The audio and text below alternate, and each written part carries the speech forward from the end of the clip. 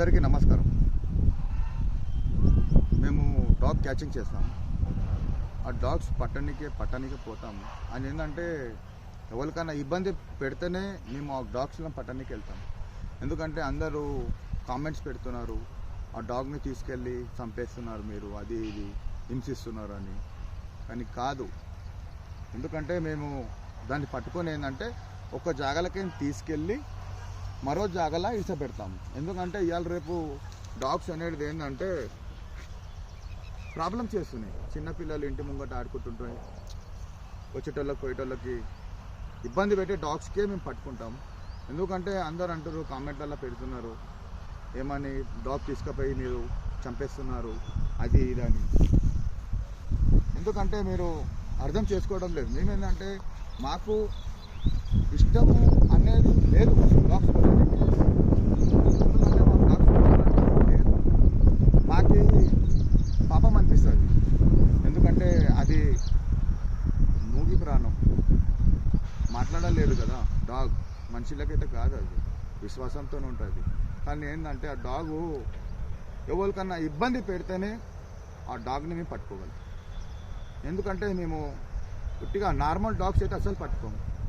కొన్ని గజ్జిలేసి ఉంటాయి, కొన్ని ఇన్ఫెక్షన్ అయి ఉంటాయి, కొన్ని రేపిస్ట్ డాగ్ ఉంటాయి, కొన్ని ఏమో ఇట్లా బ్రెయిన్ షుగర్లకి ఇట్లా గడ్డ కట్టి బ్లడ్ క్యాన్సర్ అయి ఉంటుంది. అలా ఉంటే అటువంటి డాగ్స్ మేము తీసుకొని వెళ్తాం. ఎందుకంటే ఓపెన్గా చెప్తున్నా, మేము డాగ్స్ పట్టుకొని ఇట్లయితే మేము చంపడం లేదు. ఎందుకంటే ఓపెన్గా చెప్తున్నా, సారీ ఎవరైనా ఉండండి, ladies and gents, dog catcher మేము పబ్లిక్ సర్వీస్. ఎందుకంటే మేము పబ్లిక్ దిక్కని సేవ చేయాలనుకుంటున్నాం. కానీ మీరేమో పబ్లిక్ ఏమో మేము తప్పు చేస్తున్నారు మీరు అనుకుంటున్నారు. నేనైతే తప్పు చేస్తున్నాను అనేది నేను అనుకోవడం లేదు. పబ్లిక్ సర్వీస్ అయితే చేస్తున్నాను. ఎవరికైనా ఇబ్బంది పెడితే నా దిక్కని కుక్కకి నేను క్షమాపణ కోరుకుంటున్నా. డాగ్స్ అనేది దేవుడు నాకు తెలుసు. కానీ ఏంటంటే డాగ్స్ అనేది మంచివే, విశ్వాసంతోనే ఉంటాయి. ఒక మనిషికి ఉండలేడు, ఆ డాగ్ ఉంటుంది విశ్వాసంతో. ఎందుకంటే ఆ డాగు మనకి ఎంత కాపలా ఉంటుందో అది ఎవరికి తెలియదు. ఒక మనిషికి అంత కాపలా ఉండలేడు, ఆ డాగ్ అంత కాపలా ఉంటుంది మన దగ్గర. కానీ ఏంటంటే ఆ డాగు కొన్ని సిచ్యువేషన్ల వరకు ఎందుకంటే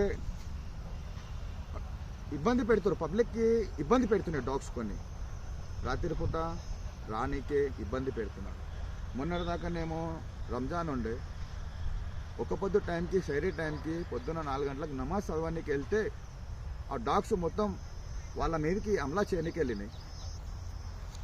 ఆ డాగ్ అమలా చేస్తున్నాయి. కానీ ఏంటంటే మళ్ళీ అవి చెప్తున్నా, డాగ్స్ బేబీ అప్పటికి కంప్లైంట్ వచ్చాయి, రాలే అని చెప్తలే నేను. ఆ డాగ్స్ అనేది ఏంటంటే ఇబ్బంది పెట్టద్దు, సారీ ఎవరైనా ఉండని.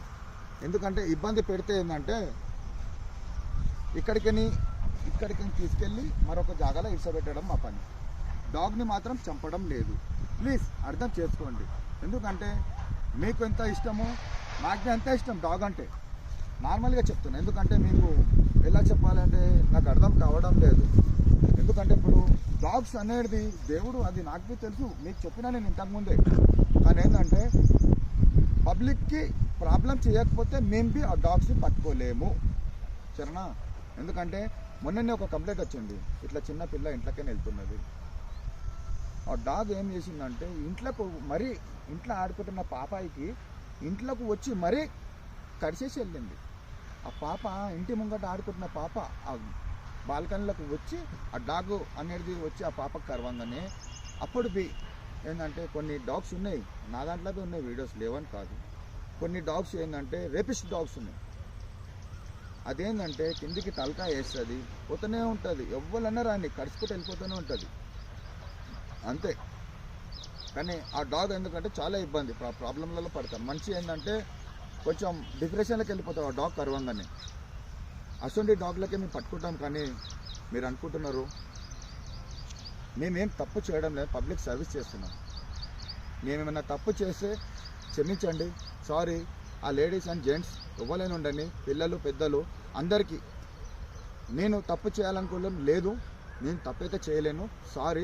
నా మనసు పూర్తిగా నేను బి బాధపడుతున్నా డాగ్ క్యాచింగ్ చేయడానికే.